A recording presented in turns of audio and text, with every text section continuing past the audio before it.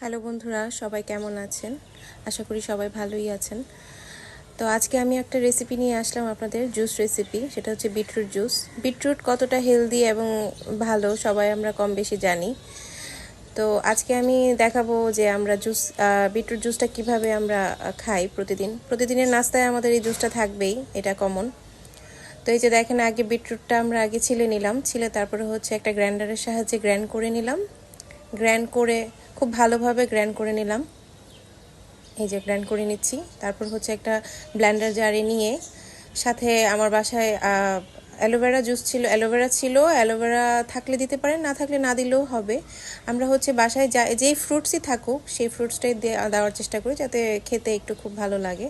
তো অ্যালোভেরা ছিল, সেই জন্য অ্যালোভেরাটাও খুব হেলদি একটা জিনিস, দিয়ে একটু পানি দিয়ে একটু ভালো করে ব্লেন্ড করে নিলাম। এই যে ব্লেন্ড করে একটা বলে নিয়ে নিলাম।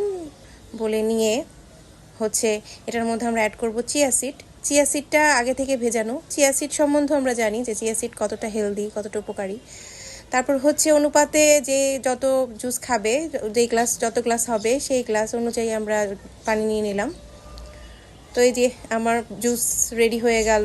খুব লিকুইড একটা জুস, খুবই রিফ্রেশিং, খুবই হেলদি। আপনারা বাসায় এটা ট্রাই করতে পারেন। ধন্যবাদ।